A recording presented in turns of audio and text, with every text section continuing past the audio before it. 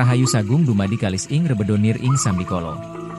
Salam kebajikan bagi kita semua dan kami doakan atas kelancaran rezeki yang barokah bagi kita semua. Tidak lupa kami ucapkan terima kasih telah mampir ke channel YouTube kami. Apa yang kami sampaikan pada video kali ini hanya berdasarkan tutur tinular yang kami ketahui dengan sedikit ringkasan sudut pandang kami.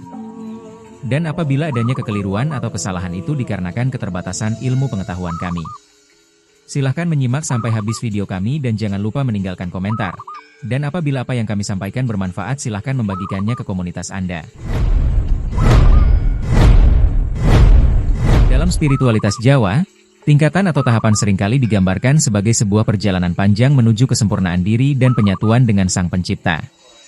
Meskipun terdapat berbagai macam interpretasi, secara umum, tingkatan ini dapat dipahami sebagai berikut.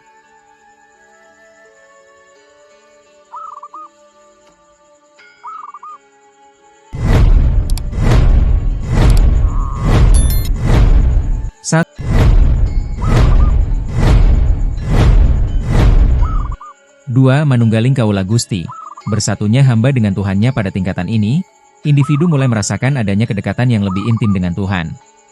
Ia tidak lagi melihat Tuhan sebagai sosok yang terpisah, melainkan sebagai bagian dari dirinya sendiri, dan dirinya sebagai bagian dari Tuhan. Kesadaran akan dualitas mulai memudar, dan muncul pemahaman bahwa semua makhluk hidup adalah manifestasi dari Tuhan. Namun, penyatuan ini masih bersifat konseptual dan belum sepenuhnya dialami secara mendalam.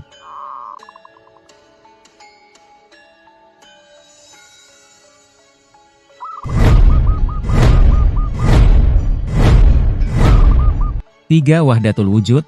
Kesatuan wujud tingkatan ini merupakan puncak dari perjalanan spiritual. Di sini, individu mengalami penyatuan total dengan Tuhan. Tidak ada lagi pemisahan antara kaula dan Gusti, yang ada hanyalah satu wujud, yaitu Tuhan itu sendiri.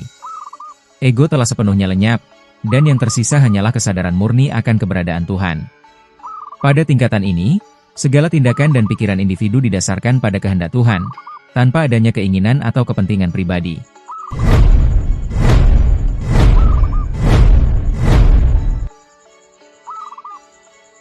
Penting untuk diingat bahwa perjalanan spiritual ini bersifat sangat personal dan tidak ada batasan waktu yang pasti untuk mencapai setiap tingkatan. Setiap individu memiliki cara dan tempo yang berbeda-beda dalam mencapai kesempurnaan. Selain itu, tingkatan-tingkatan ini tidak bersifat linier, melainkan lebih menyerupai spiral, di mana seseorang dapat kembali ke tingkatan sebelumnya untuk memperdalam pemahaman dan pengalaman spiritualnya. Setelah kita memahami dasar-dasar dan ringkasan sudut pandang kita, penting untuk kita gali lebih dalam lagi mengenai makna tersembunyi di balik kisah-kisah yang diceritakan dari generasi ke generasi. Seperti yang kita ketahui, tutur tinular bukan hanya sekadar cerita, melainkan juga mengandung nilai-nilai luhur yang menjadi pedoman hidup.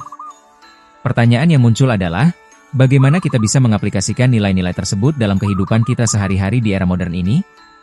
Selain itu, mari kita telaah lebih jauh mengenai perbedaan interpretasi dari berbagai komunitas atau daerah terhadap suatu kisah tutur tinular. Apakah ada perbedaan signifikan, dan apa yang menyebabkan perbedaan tersebut? Dan yang tak kalah penting, bagaimana kita bisa melestarikan tutur tinular ini agar tetap hidup dan relevan di tengah gempuran budaya asing dan teknologi yang semakin canggih? Apakah ada cara-cara kreatif yang bisa kita lakukan untuk menarik minat generasi muda agar mereka juga tertarik untuk mempelajari dan melestarikan warisan budaya kita ini? Kami sangat menantikan komentar dan pandangan dari teman-teman semua mengenai pertanyaan-pertanyaan ini. Mari kita berdiskusi dan saling berbagi ilmu pengetahuan agar kita bisa semakin memahami dan menghargai kekayaan budaya yang kita miliki. Majapahit, bisa, we want it,